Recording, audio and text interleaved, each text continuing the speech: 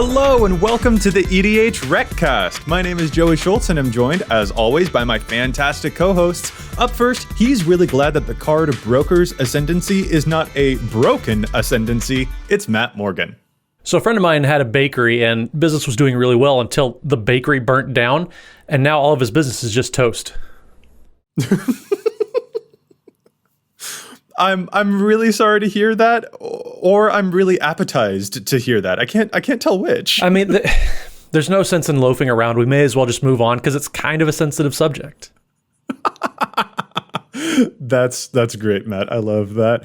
Up next, he's sorry he's late. Someone cast Endless Detour on his car. It's Dana Roach. Guess who has 2 thumbs and owes money to 3 different New Capenna crime families? This guy? No, the answer is nobody, because nobody who owes money to the mob keeps both their thumbs. Wow. Putting the thumb screws down. Wow, we went places here. Anyway, this is the EDHRECast. EDHREC is the best deck building resource on the web for the Commander format, compiling data from deck lists all over the internet to provide helpful recommendations for new Commander decks. And here on the podcast, what we love to do is give all of that data a little more context. Dana, do you mind telling us what it is that we're talking about in this week's episode? We're going to talk about commanders that hate staples. Yes, the store staples. They don't like going to the store staple. those little metal things that hold pieces of paper together. They I would say by the time binders or rubber bands. Well, and by the time this episode comes out, like Staples will have been gone for years right. By then, just out of business. So we are talking about the commanders that don't like those, quote, staple cards in EDH, those super uber mega popular cards that show up in decks all over the place. We're going to dig into the data to see which commanders specifically prefer not to play those on purpose and why that might be the case. It should be really interesting. Real quick, before we get to our main topic, let's pause and thank Chase, aka Mana Curves, for assisting us with the post-production work on the podcast. And of course, we want to thank our sponsors for the show too. The EDHRECast is sponsored by Card Kingdom and TCG Player. They're like treasure tokens that can be sacrificed for 2 mana.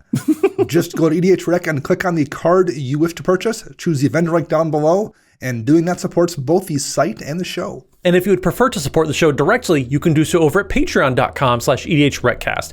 You can join this neat little club that we have going on there over on our Discord community, or you can look at all the historic challenge stats picks that we've done. There's so many different perks you can get for yourself and supporting the show directly. You can do all this and more over at patreon.com/EDHRECast. And there's even that special tier where we give a shout out to a listener every single week. And so this week we want to give a very special shout out to Chris Edmonds. So Chris, thank you so much for all of your support. We definitely appreciate it. And there's no joke for you here. There's no pun on your name because we're just going to move on and appreciate you all the more. No pun on the name, I think, is a sign of how much we do appreciate it, Chris. All right, let's get into our main topic here. We are talking about the commanders that don't play staples. And right off the bat, we are going to give you a few caveats to how this episode will go down because there's a lot to get through. Specifically, the actual data that we're looking for, we're trying to find reasons, like what are the commanders that specifically look at a Teferi's protection and say, nah? What are the commanders that look at Cultivate and go, I don't want to play that? What are the commanders that see a Soul Ring and they're just like, yeah, that isn't for me. Like, that is what we're after. But we have to set some ground rules or else it'll be kind of confusing. So specifically for this episode, we do kind of have to ignore commanders that have too few decks. It's not intentionally avoiding a staple if like the 9 Autumn Willow decks aren't playing a Teferi's protection, you know? Another rule that we're going to kind of apply here is we're maybe going to not talk about every single staple just because a lot of them are just expensive. So we might skip over a few of them for the sake of this episode because, yeah, a lot of people aren't playing some certain cards because they're $60. And yes, if it were 20 cents, everybody would be playing it. That's obvious. So for the sake of price and just repeating ourselves because people aren't playing this card because it's expensive, we will skip a few cards in favor of that instead. Our list of staples here come from EDHREC's top cards page for each color. We also can't spend 2 hours on every episode, so we had to be choosy here. If there's a card that you think is a staple we don't talk about, that's probably why. We just kind of had to do a lot of picking and choosing. Yes, yeah. We, as fun as it would be to do a 2-hour episode deep dive, the numbers would probably end up being a little bit too much for everyone there. So we are going to be choosy about the stuff here that we talk about, but they are the things that we're getting from EDHREC's top cards page for each color. So I guess let's actually just go ahead and dive right in. And we're going to start with the cards that can go anywhere. We're going to start specifically with some colorless stuff. Let's talk about Command Tower and which decks choose on purpose not to play Command Tower. Why would they choose not to do that? Well, obviously we know that monocolor decks are generally not going to play Command Tower, and colorless decks also are not going to play Command Tower. For example, a Kozilek Butcher of Truth deck has no need for a land that taps for any color in its commander's color identity because it's a colorless deck. It doesn't need those.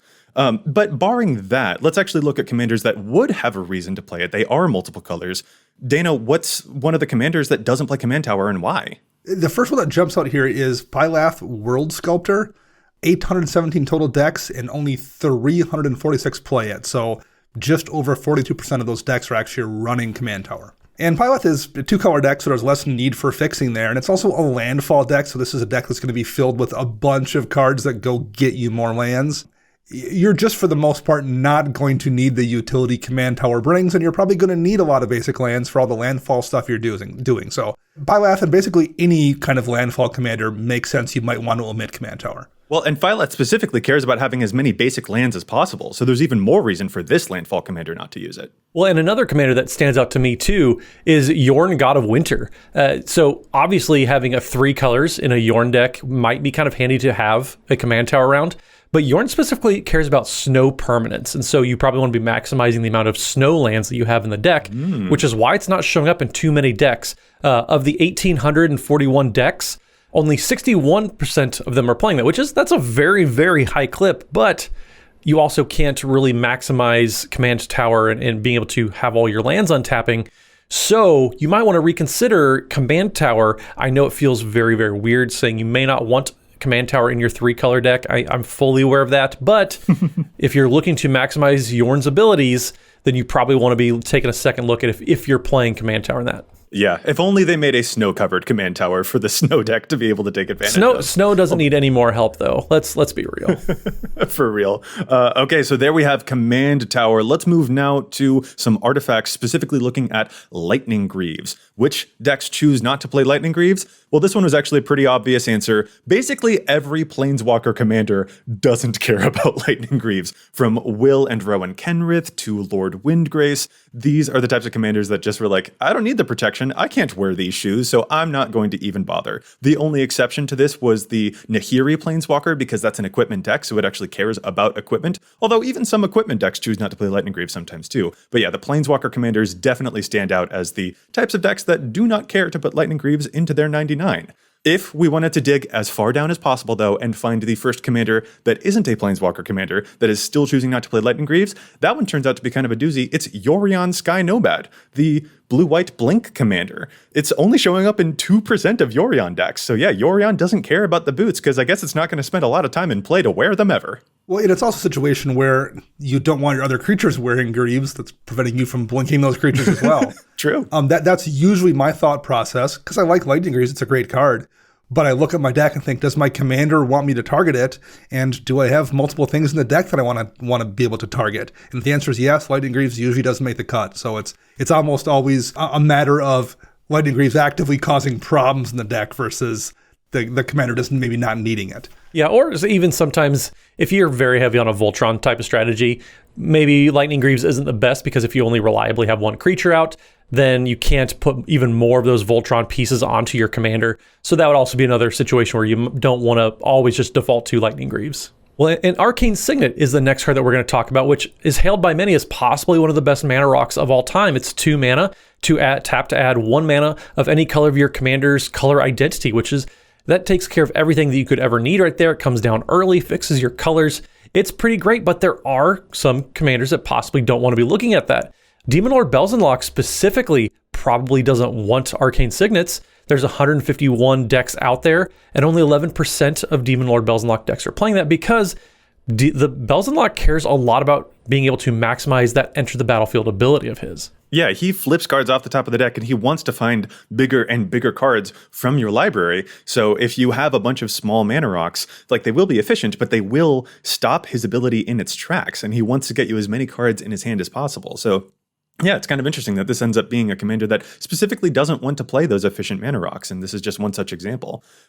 It's also certainly noteworthy that a lot of mono green commanders showed up on this list too, but like mono green has so many other ramp options, they're kind of like, the artifact, I don't really need it. But looking further along those non-green options and also those non-colorless options, the same rules apply for Command Tower. A colorless deck can't get any use out of Arcane Signet. Matt, I think you've even challenged the stats on that one before. But another one that stuck out here was SRAM Senior Edificer, which draws you cards when you play equipment or auras. Only 26% of SRAM decks are playing Arcane Signet. And I think the answer here is just that like SRAM is so famous for being a Cheerios deck where it plays a bunch of 0 mana artifacts, especially 0 mana equipment, that it doesn't need any mana fixing at all because it's just churning through its deck super duper fast. In talking mana rocks, we probably should move on and talk about the kind of mother of all mana rocks, which is Soul Ring. You would think Soul Ring would go in every deck, and I guess a case could be made for it, but not every deck tends to run Soul Ring. The first one that jumps out here is Nikia of the Old Ways. 1,266 total decks, only 244 play it, so less than 20%.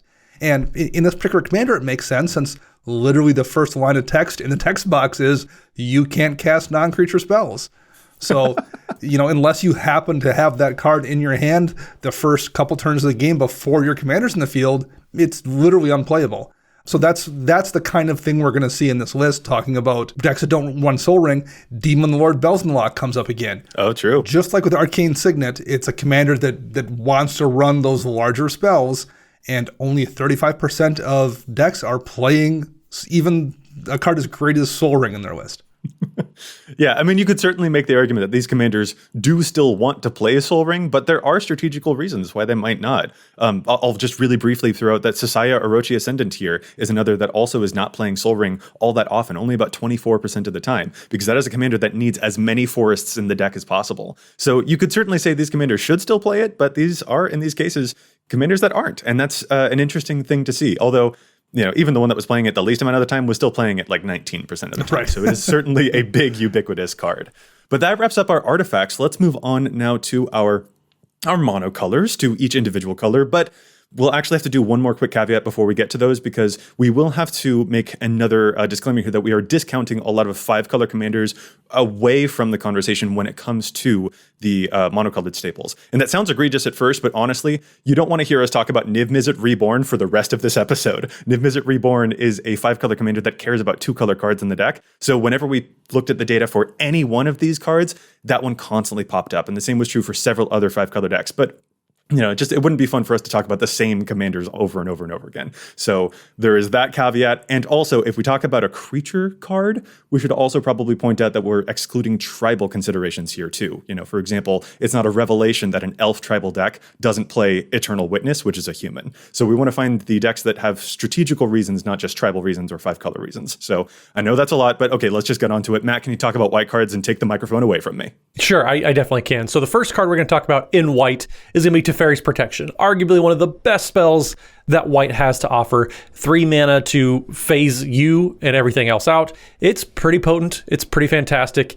And yeah, pretty much any deck that I ever built at least wants to consider playing Teferi's Protection. It's just such a great card. But there are some decks that maybe want to avoid it strategically. Teneb the Harvester is one that comes to mind. It's the Abzan-colored big old dragon.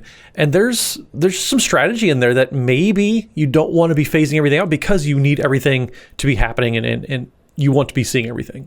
Oh yeah, Teneb is a little reanimator dragon. So actually, I can totally see a reason why this deck wouldn't feel the need to go out of its way to go and get a Teferi's Protection.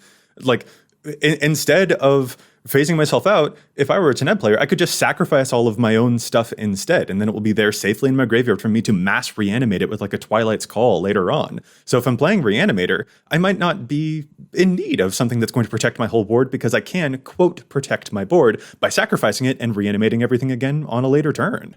Yeah, and that's pretty much what we're seeing here with the Teferi's Protection list. It's commanders that do a really specific thing that kind of makes that ability almost a negative to a degree. To now being a perfect example, you want that stuff in your graveyard. Well, and an interesting one to me, at least, is Shu Yun's Silent Tempest. It's a spell slinger deck. It's back from Fate Reforged, where you can give Shu Yun double strike and has prowess. But I can see why you wouldn't want to be playing Teferi's Protection, because you want all of your spells to be able to trigger Shu Yun. And if you're casting Teferi's Protection, like, yes, it'll trigger prowess and you can give it double strike, but then your whole board goes away and your combat step is all for naught. Yeah. Only 6% of Shu Yun decks are playing it. This strikes me as a commander where you can use much cheaper spells to protect your one important Voltroni creature for that deck, and you can do it on a much better budget than Teferi's Protection will ever need you to do. Absolutely. So that totally makes sense. Let's move now from Teferi's Protection, one big bat in the room, to Smothering Tithe. Matt, are there any commanders that choose on purpose to not go out of their way to go get a Smothering Tithe and make all those treasures? Yeah, well, so the interesting one to me, just at first glance looking at the list, is Obun, Moldiah Ancestor. That's the landfall commander from the Zendikar Rising precons. And Obun is so heavy into the landfall abilities that maybe just devoting a card, not that Smothering Tithe isn't still going to be very, very powerful in Obun decks.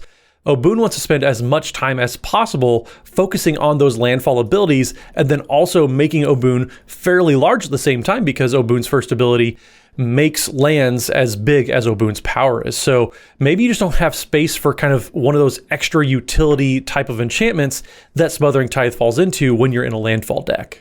It also on this list, we have Hamza, Guardian of Rashin, the Elephant Warrior, who cost 1 less to cast for each creature you control with a +1 counter on it, and creature spells you cast cost 1 less to cast for each creature you control with a +1 counter on it. And in this case, I'm going to assume this is a commander that's so heavily invested in doing creature things and wanting everything to be built around running creatures that it's just not running Smothering Tithe or probably a lot of enchantments, because it's trying to do as many things as possible using actual bodies. Well, and its own ability makes all of your stuff so much cheaper that the excess mana, it kind of doesn't care. All of your creature spells are already discounted, so why go out of your way for like a, $40 card when you don't really need to do that? So yeah, I can totally see why that would be the case. And I think that moves us into the next two, the most ultimate white staple cards, Swords to Plowshares and Path to Exile, the 1-mana removal spells that are super famous. I think Swords to Plowshares shows up in like over half of decks that can use it. It might even be closer to like 60% of decks that can use it. But which commanders choose on purpose not to play it? They're kind of strange. Cathrall Aspect Warper specifically avoids Swords to Plowshares more than a lot of other commanders. Only 34% of Cathrall decks actually play it, and that's the Obzon commander that cares about having a lot of different types of keywords.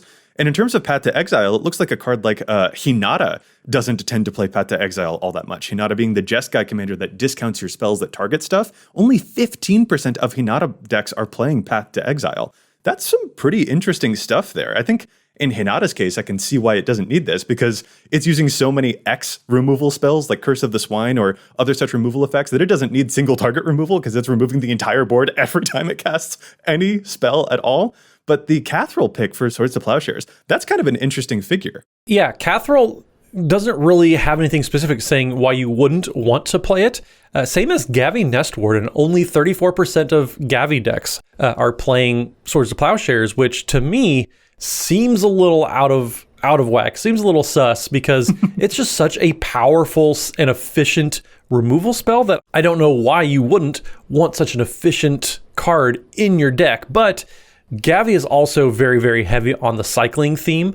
So I could see why maybe you're so hard into that you don't have space for it. But also, me personally, I can't imagine not finding space for something so efficient to just bail you out of so many situations. Well, and that's a good point. Like, just because a card isn't showing up on these lists doesn't mean that maybe it still shouldn't be there. I would guess in the case of, Gavi and Cathrall, we're looking at a situation where something has to give. Like, there has to be some deck at the bottom. And just because it's running, a few percentage points less than the decks that are running it that aren't on this list doesn't mean it's a huge amount that are skewing it. It doesn't have to be that many decks not running it to skew it. And if you are looking to jam as many keywords into your Cathrall deck or as many cycling cards into your Gavi deck, it only takes, a few people to not run it to kind of throw the numbers just enough to have it show up at the bottom of the list. So yeah, I tend to agree. I would probably still be running Swords to Plowshares and Path and all of those decks.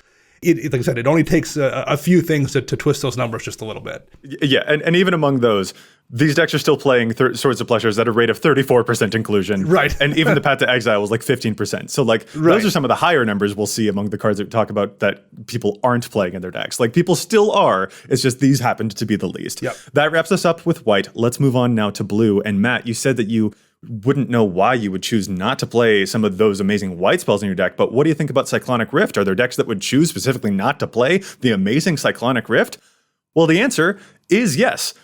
Cascade decks do not like playing Cyclonic Rift all that much. For example, Emoti, Celebrant of Bounty, there are about 1,200 Emoti decks on the site, and only about 150 of them are using Cyclonic Rift. So that's like about 12% inclusion rate. So you don't really want to use a Cascade deck because it would just then hit your Cyclonic Rift for 2 mana, and you wouldn't get the full effect of the Rift. So Cascade decks have a reason not to play this blue staple. And one commander that also kind of stands out that I understand why, now that I kind of reread the commander, is Aegar the Freezing Flame. That's the Izzet Giant Wizard legend that says whenever a creature or planeswalker an opponent controls is dealt excess damage, if you control a giant wizard or the spell you control dealt damage this turn, you draw a card.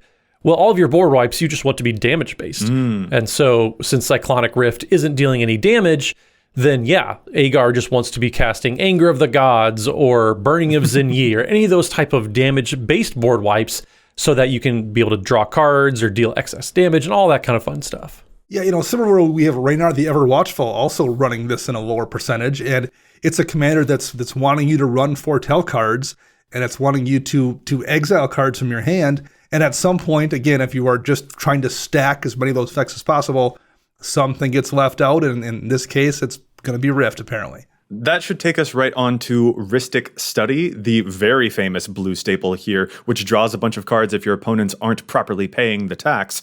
Which decks are choosing not to play Rhystic Study?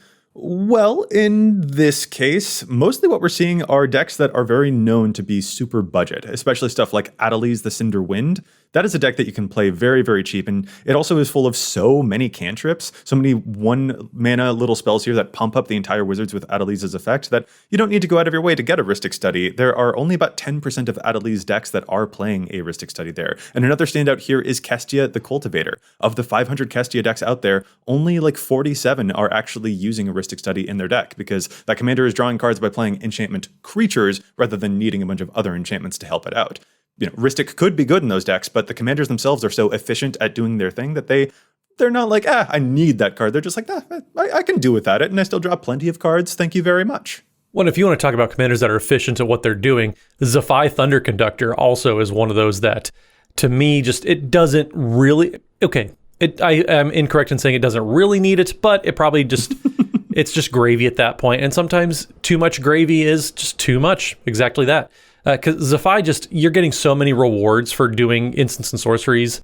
It's just a spellslinger deck, and having something kind of sit around and rely on your opponents to get you extra advantages.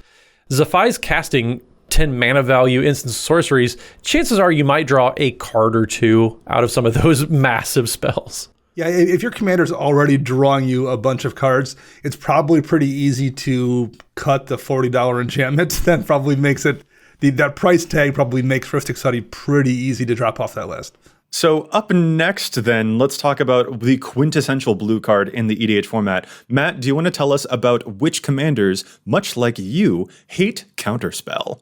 Well, it's not that I don't appreciate Counterspell. I just don't appreciate when Counterspell is used against me specifically. So that a little bit of nuance there. But if we're going to look at commanders that don't play Counterspell all that often, Leer Disciple of the Drowned is one that's very interesting to me, especially when it's mono blue. So only 12% of Leer decks are playing it, but also the commander says exactly why Counterspell is not being played. So for 3 blue, you get a human wizard legend that says spells can't be countered. Well, there you go. If spells can't be countered, then why are you going to be running Counterspell? Now, it would be nice if you had the flashback, but you're just flashing back a dead card. So that kind of adds up to why Leer decks aren't playing probably the most iconic blue spell in the format. Yeah, and looking at the list of decks that aren't running it, there's just more than a few here that are multicolored, meaning beyond 2 colors. The double blue pips can be kind of challenging to leave up if you are playing a deck that is requiring 3 colors of mana and isn't a draw go one. It just can become a difficult counterspell to use.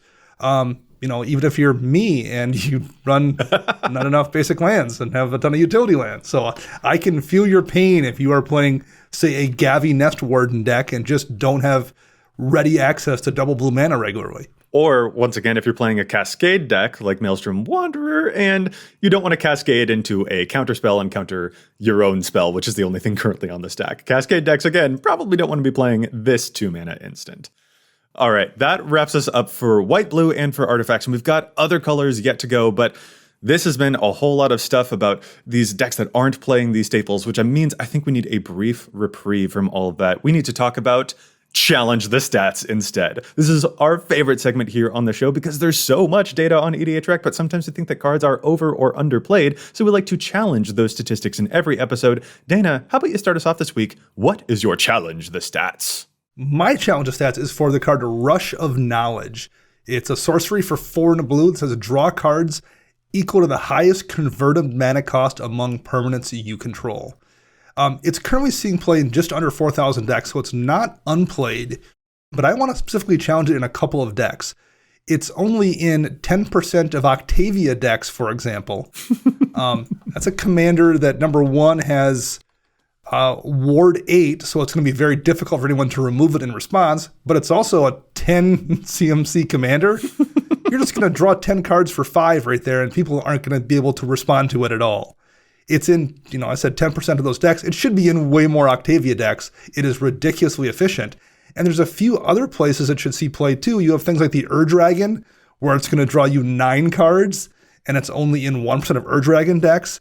A Tiamat, it's only in a 1% of Tiamat decks where it's going to draw you 7. That's just the commanders. Those decks tend to be both filled with a bunch of large giant dragons too. So even ignoring your commander, you're just going to have probably a giant beater in play. There's just a lot of commanders out there that have a fairly high CMC, and you're already in blue anyway, so you can protect yourself after casting the spell. It's just very, very efficient, and if you are playing a commander with a pretty high casting cost or filled with the high casting cost cards, in blue, you should give Rush of Knowledge a look. It's very, very efficient. That is a super cool one. Dana, I've been using that in my, in my Sphinx deck, my Yannette deck as well.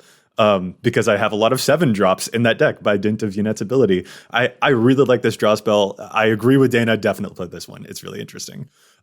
Speaking of commanders that have black and white in them, I want to move to my challenge here for a black and white card that I've been eyeing more and more recently for any of my decks that can play it. And that's the card Batwing Broom, which honestly, I'm surprised I haven't challenged before. Batwing Broom is a 2-mana instant that says you prevent all combat damage that would be dealt this turn if you paid white to cast the spell, and each player loses 1 life for each attacking creature that they control if black was spent to cast this spell. Okay, so Batwing Broom is a fog that also, if someone was attacking you for like 10 creatures, they lose 10 life. And it's only showing up in like 1,400 decks.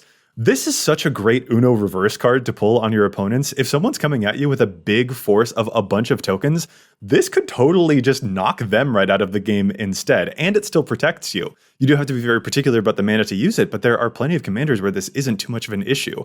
And I think specifically there are some commanders that really ought to be using this. Like I'm seeing here, it's only showing up in about 2% of Liesa Shroud of Dusk decks, and that is a commander that specifically is very, very Punisher. It's the Black-White Angel that makes your opponents lose life every time they cast spells. I mean, you also lose life when you cast spells, but you're playing a life gain deck, so you don't mind that much, and you want to punish them as much as possible. So you can now, with Batwing Broom, also punish them whenever they try to attack you with their creatures and make them lose even more life in your Punisher deck. This is a very, very cool fog that could actually like win you the game, so I just think you should give it a look and that it ought to show up in more than 1,400 decks. I mean, Batwing Broom is the old anti-Splinter Twin tech from the modern days when that was a deck. So yes, Batwing Broom verified. If you're playing against token decks, you can do some knockout punches for sure. I may or may not be spoiling some cards that I've packed against one Mr. Matt Morgan, who's constantly making a lot of tokens and attacking people with them. So I'm trying to find other ways to protect myself against you, Matt. I'm not making tokens. I'm just making a few things big. That's it. Just a few things. Just a few. Just a small handful of 100 human tokens, of course. No, they're just regular humans. They're not tokens. I promise. Promise. Oh. All right, let's move to your challenge then, man. Well, my challenge this week is from one of our listeners who went to patreon.com/EDHRECast, and then they subscribed and they submitted a challenge. which they're able to do there. But JJ Mickey, one of our patrons, said, so You Find Some Prisoners is a card that I love. It's included highly in Prosper Tomebound decks, around 80%, but then its inclusion rate drops off dramatically for other commanders. And for those of you who don't know, You Find Some Prisoners is 1 in a red for an instant that says you can choose one. Either you destroy target artifact or you exile the top 3 cards of target opponent's library. Choose one of them, and until the end of your next turn, you may play that card, and you may spend mana as though or mana of any color to cast it. So there are a few decks that like that. It is a little narrow because you are exiling top cards of an opponent's library, but I feel like Nasari, Dean of Expression, might be able to use that because when you're exiling cards from top of libraries, you're able to do a whole bunch of manipulation. You're casting spells from exile, and there's all sorts of different commanders these days that also like to be doing those types of things. So JJ Mickey also says it's not as highly played and comparable with a Braid, but personally finds that You Find Some Prisoners has to be the better of the 2 cards. So a lot of arguments for that. I think it's just a nifty card to be able to be getting all sorts of just different card advantage. There's flexibility there, there's modality, whether you need to get rid of somebody's big problem artifact or you just need to find some answers. And the nice part about it is the more powerful your opponents are as far as how they build their decks, the more powerful this card is because you get to be looking at some of their own cards. If they're doing some top deck manipulation as well, you have a little bit of flexibility. Oh, you're tutoring for something and putting on the top of your library, huh? I'm just going to exile that. That's fine. Don't worry. No big deal. Yeah, so You Find Some Prisoners. There is a lot of flexibility there. So if you have some room for it, if you're playing cards like a Braid, like JJ Mickey says, this might be worth taking a second look at. Yeah, that's a really fun challenge. And Matt, I absolutely look forward to the day where you specifically use this to prevent someone else from using a vampiric tutor to get whatever they want on top of their deck, and then you steal it instead. That's really spicy. I fully anticipate being able to do that, yes. All right. Let's move back into our main topic here. We are going to finish with the final 3 monocolors and these staple cards that appear throughout the format, but these are the commanders that don't want to use staples. And actually, since I just mentioned a tutor there, let's start off with the color black with one of its most famous cards, Demonic Tutor. What are the commanders that would specifically not bother going and get a Demonic Tutor? Well, Matt, as it happens, one of your commanders is actually right here at the top of the list of commanders that don't bother playing Demonic Tutor. It's Vevictus Asmati the Dire. Of the 1,200 Vevictus decks, only 8.4% of them are actually playing Demonic Tutor. Vevictus is the Chaos Warpy commander kind of guy. So can you share with us why you wouldn't feel the need to go and get any card from your deck when you're Chaos Warping everyone's permanents? Well, besides the obvious price argument that we already mentioned, we're not going to bring up too much. So Vevictus Asmati specifically is flipping cards from the top of your library where Demonic Tutor puts something into your hand. So I feel like a lot of Vevictus players, if they're looking for a tutor type of card, they're going to be playing Vamp Tutor or Vampiric Tutor, I should say, instead of Demonic Tutor. That's a big, big distinction because whenever you tutor for something, typically you want it because you're going to cast it the next turn, but Vevictus wants stuff on top of their library. So Vevictus Asmati, obviously, you don't want stuff in your hand, you want it on the top of your library. So Demonic Tutor itself is kind of a non-bow with what your commander is able to do. The next black staple we're going to talk about here is Phyrexian Arena. Going back to the early days of Commander, this was a black staple, just a way to draw a free card every turn at the cost of just 1 life. And there's a couple of commanders that don't really want to run it in the numbers that other decks do. Kadena Slinking Sorcerer, for example. Only 1% of Kadena decks want to run Phyrexian Arena. Wow. And this is a commander that, number one, has draw baked into it, and it's a commander that's very interested in doing morph stuff, so a lot of slots in that deck are used up as well. It probably just doesn't necessarily need Phyrexian Arena like a lot of other decks do.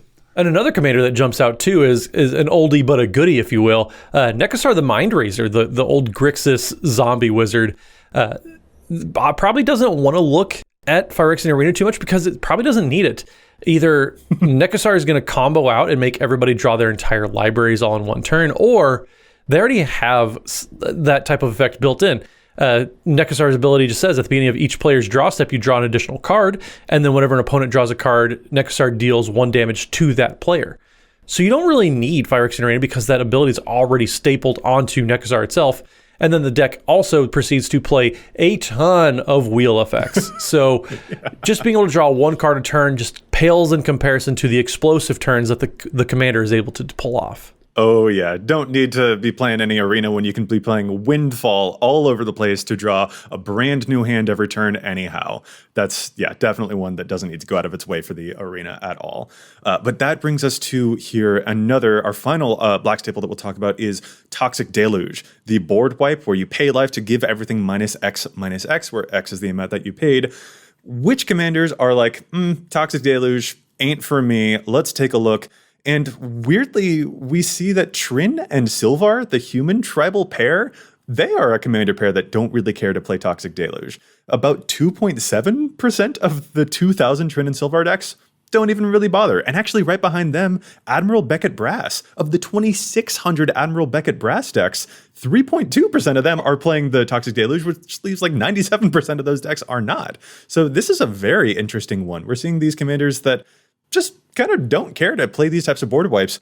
I assume because they're already in colors that have so many other options for board wipes, maybe? Yeah, that's what jumps out at me too. They're in colors that have access to red for the Blasphemous Act style board wipe, or white for all the board wipes white has, or in a lot of these cases, red and white. So there's just a lot of competition for those board wipe slots, and in various cases, Deluge just isn't making the cut. Yeah, honestly, that makes the most sense to me, too. It seems like they have so many options, they don't need it. But actually, hey, Dana, you just mentioned Blasphemous Act. Let's use that as a segue right into the color red now. Can you tell us which commanders take a look at Blasphemous Act and decide that they don't need to go out of their way to play that one either? Which commanders don't care about an effectively 1 mana, 13 damage to the board type of spell?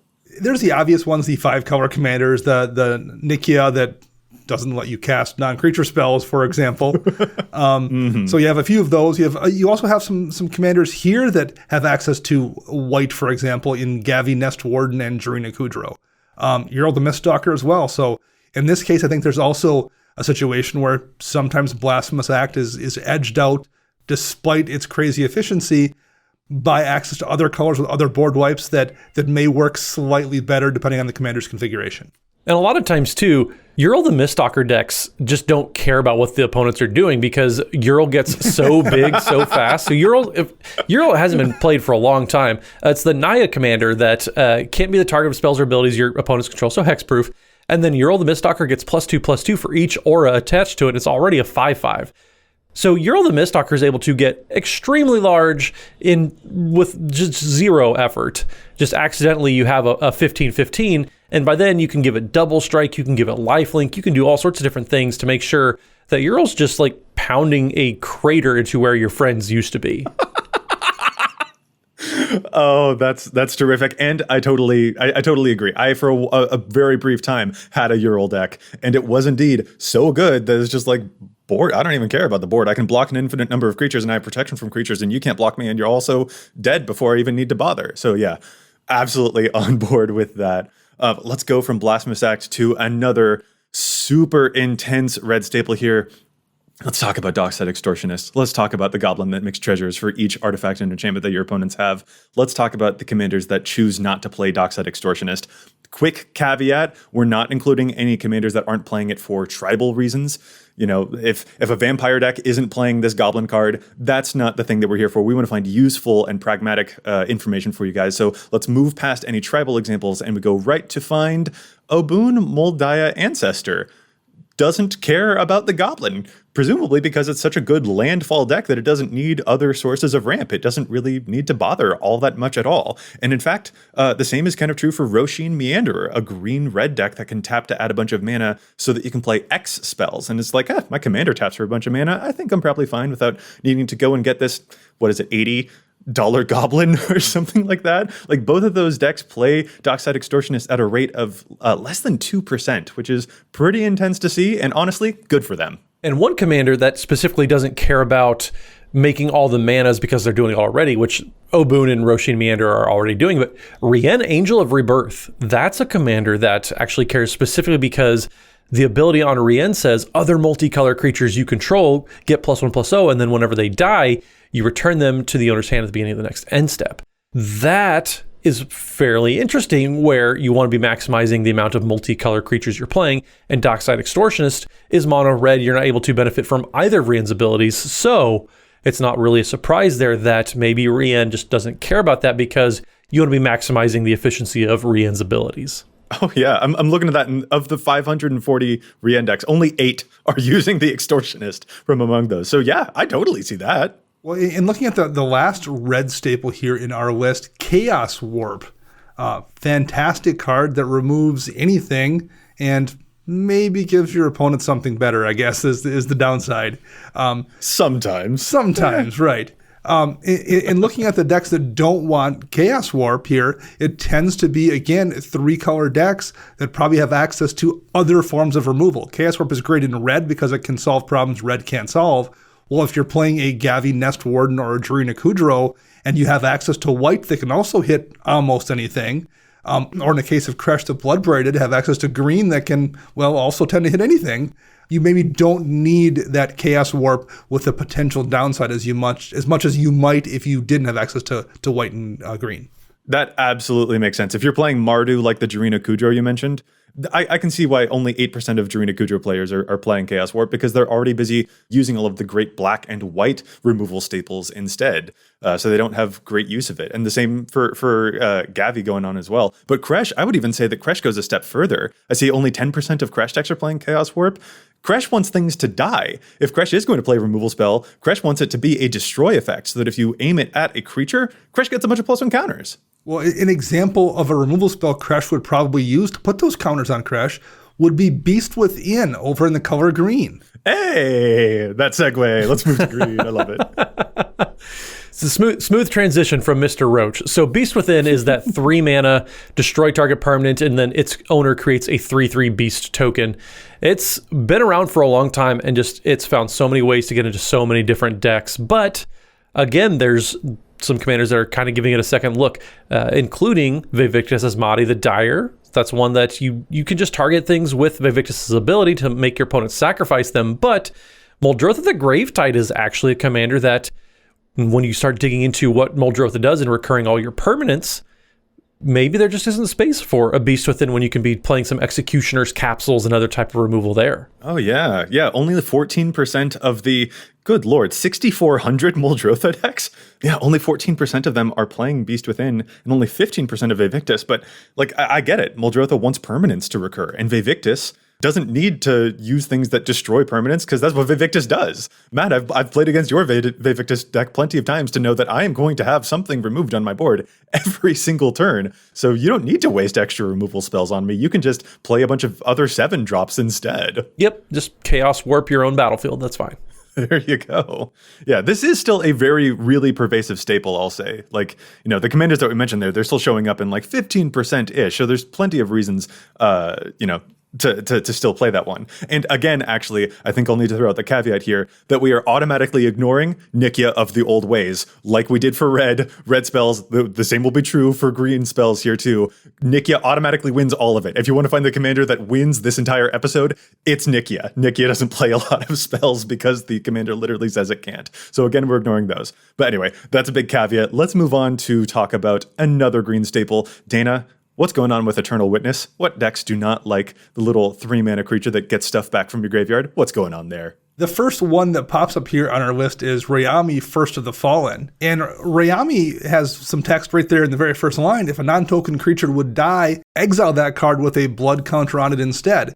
So just by virtue of how your commander works, you're just going to have less targets to hit with an Eternal Witness when you're playing a Rayami deck than most people would have. And as a result, it's only showing up in 4% of Rayami decks. Well, and Experiment Craj is another one that maybe doesn't want to be getting stuff around, because Experiment Craj is so heavy on +1/+1 counters, and more specifically than that even, getting activated abilities where Eternal Witness is an enter the battlefield ability. Experiment Craj specifically wants activated abilities, so since there is none there, you probably don't want to be looking at it. Now, yes, the utility is still nice from Eternal Witness, but when you start looking at Experiment Craj decks specifically, you want those activated abilities just to be able to kind of consume everything within sight, kind of like what is happening on the card. Yeah, only 7% of the Experiment Craj decks playing Eternal Witness.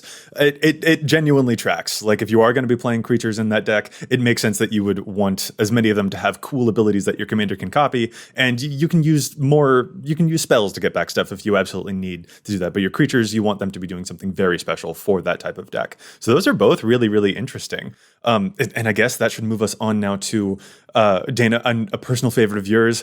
Matt, a personal favorite of yours. Actually, it's a personal favorite of mine, too. I guess it's all of our favorite. We all really like Heroic Intervention. Heroic Intervention is an amazing green staple. So many decks are playing this one. Indestructible and hexproof for all of our stuff. But which commanders are not using Heroic Intervention? Well, this kind of harkens back a little bit to what we were talking about with Teferi's Protection and the Reanimator decks that aren't playing it. Heroic Intervention is showing up least in some commanders like Muldrotha again, or Izoni Thousand-Eyed. Like, only 4.7% of Izoni decks are playing Heroic Intervention.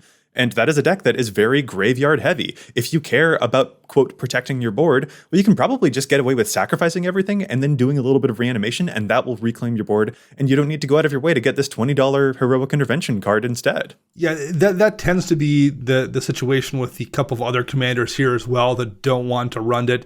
Yidris Maelstrom Wielder just probably doesn't want to cascade into Heroic Intervention where it's not going to be that useful. And we talked about Muldrotha earlier. The same situation is true here. Muldrotha probably wants to be doing as many things as possible, using permanents that it can recur versus spells it can only use one time. Fun stuff indeed. But y'all, that brings us to our final three for green, our final three green staples that we're actually going to tackle all at once. Let's talk about the decks that do not care to play the ramp package of Sakura Tribe Elder, Kodama's Reach, and Cultivate, some of the most famous ramp effects for green in the entire format.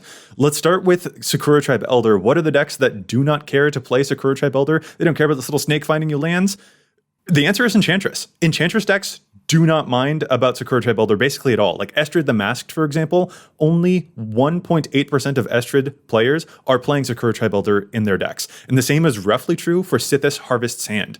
That is a 2-mana commander, and it's so efficient with all of your other enchantment forms of ramp that you don't need to use a creature to ramp. You've got so many other things that can attach right to your lands. Your Fertile Grounds, your Wild Growths, like those Enchantress decks are going to be so much better served by playing those types of ramp instead. So Sakura Tribe Elder is ousted from those piles. They do not mind. But that's just the creature. What about the spells? What about the Kodama's Reach and the Cultivates, Matt? Lathril Blade of the Elves. Only 6.7% of decks are playing Kodama's Reach, which is kind of crazy. But also, elf tribal decks don't really need a lot of help making mana. They already have Llanowar Elves and Elvish Mystics and Elvish Elf and Elvi Elvis and all those other mana-generating elf creatures that just play into the strategy of the deck. But also you see a little bit of those Enchantress-style decks in there, too. You have Estrid the Masked that doesn't play either Kodama's Reach or Cultivate, which is another testament to how powerful those enchantment mana ramp packages are for those decks. You also have commanders like Edric, Spymaster of Trest, a card that also runs a bunch of mana dorks, just needs those 3-mana spells to ramp out way less than other decks sometimes do. And then, you know what? I think I got to shout out a personal favorite that I see among the commanders that don't play these ramp spells, Hogak Arisen Necropolis, which is that amazing thing that broke Modern for a short time, where you can't spend mana to cast that spell. You have to convoke and delve that spell instead. So you have to use your creatures and your graveyard to cast this one. That deck doesn't give a hoot about playing things that get you lands. It can't use them. It doesn't want them. It wants little creatures to convoke. It wants more stuff on your graveyard. That's going to give it so much more mana than if you were to play a 3-mana ramp spell. So it's just so cool to see some of these cards here that we associate as being staples of the format. And there are a bevy of different commanders out there that are like, yeah, no thanks. I've got a bunch of different ways that I will find the ramp that I prefer. And it's nice to see that type of variety. Oh, and again, as a final reminder, one more time, we did, for the sake of this episode, largely ignore some of those 5-color commanders, like Niv Mizzet Reborn would have been all over this episode if we had included him. He would have been number 1 for nearly every card we talked about. Nikya of the Old Ways was another standout. Cody Vociferous Codex, a commander that also struggles with playing certain types of permanents. Those are definite standouts, but there were a lot of examples among 5-color. So just as a reminder, there are some exceptions to the stuff that we talked about here, but we wanted to find you guys guys the most important data from among those, and not just talk about Nikia all episode, So that's just a thing to point out. But those are very staple resistant commanders that I think here at the end we should give a nice big honorable mention. Thank you so much, Cody. Thank you so much, Nikia. Thank you so much, Niv Mizzet Reborn, for being so staple resistant. I'm shocked I haven't built any of those decks just to be a hipster about it. That strikes me as a very important thing there, Dana. It's true. You're a resident hipster guy, but usually you'd love avoiding staples, and yet you haven't built these staple-resistant decks. What's going on there, friend? I think it's just so cliche that these commanders avoid staples. I don't want to be that person. I might have to brew them up and just run all staples. So, Matt, correct me if I'm wrong, but what I'm hearing from Dana here is that he's too hipster to be hipster. Is that what's going on? That sounds about it. I guess.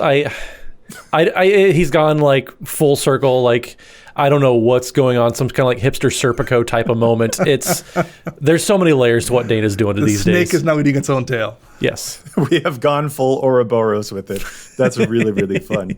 Yeah. This was a really interesting episode. Honestly, looking through every single one of these cards, I saw a lot of different reasons where I would not want to play some of these cards. Like, ending on the Cultivate example, my Marin of Clennell Toth deck is another deck that I personally have where I don't play that because I would rather that my ramp comes in the form of creatures. So looking over all of these, there are definitely reasons that you don't have to go out of your way to find these big spells that usually we consider dominating the format.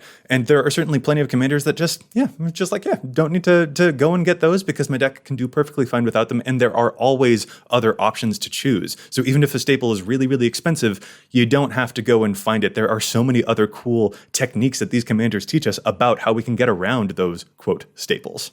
Yeah, we didn't touch on this either, but I'm sure we all have some of our own examples as well. I do have an Edric's Master of Trest deck that isn't running Soul Ring, for example. It didn't come up on the list here, but I'm not running a Soul Ring in the deck just because so many of the creatures and spells are just 1-drops that I just don't have that much use necessarily for colorless mana. It winds up being a rock that I found when I had it in play. There was just a lot of situations where it didn't do me any good. Not only did I have a fair share of mana dorks in there, I just didn't have things that I could use the mana for. Well, I, on the other hand, am very excited. We got to talk about one of my commanders, Vivictus Asmati the Dire. That's one that we mentioned a few times as not playing staples. And for the sake of my wallet, I'm kind of glad that the typical deck isn't playing Demonic Tutor and a few of those other cards because I like to keep that deck as relatively budget as I can. But yeah, it is fun to be able to find different loopholes within what the commander's doing so that you don't have to worry about some of these other cards that, typically you would think, I have to be playing card XYZ. Whereas, with this commander, I actually don't need that. And that just opens up a few more slots in the 99 for some more spice. And I'm always open to seeing some of those types of cards. Mm-hmm. I think really, Matt, since your commander came up more often than Dana's, we might have to give the resident hipster title to you and take it away from Dana. There it is. Haha, got you good. I'm gonna grow a mustache now and drink cold coffee. And we'll also have to use your naming scheme for all of the elf tribal decks out there. Elfie Elfface will be the next elf tribal commander. There it is. I mean, it can't be worse than Cody the Codex or whatever. Cody McCodeface. We're going there. All right. Listeners, we would love to hear from you about which commanders you play that don't run a bunch of these staples. What is your most staple-resistant deck? It's a really interesting exercise. We would love to hear from you. But for now, let's call this episode to a close. Fellas, if our listeners would like to get in touch with us, where is it that they can find you all? So you can find me on the Twitters at Mathimus55. That's MATHIMUS55. And don't forget, Wednesday evenings, we are streaming over at twitch.tv/EDHRECast. So make sure you tune in for that as well. We have guests on every single week, and it's always a great time. So come on and join the fun. And Dana. You can find me on the Twitterbirds at Dana Roach. You can hear me on my other podcast, CMDR Central. I'm writing articles for EDHREC and Commander's Herald, and you can find all of us together at patreon.com/EDHRECast. And I'm Joey Schultz. You can find me at Joseph M. Schultz on Twitter, and you can find the cast at EDHRECast on Facebook and on Twitter. Plus, if you've got a question for us, you can contact us at EDHRECast@gmail.com. Our thanks go out once again to Chase for assisting me with the post-production of the show. You can find them online at Mana Curves. And we want to thank our sponsors, TCG Player and CardKingdom.com. Plus, you can visit altersleeves.com/EDHRECast for cool, custom EDHREC sleeves. Listeners, we'll be back at you next week with more data and insights, but until then, remember, EDH wreck your deck before you wreck your deck.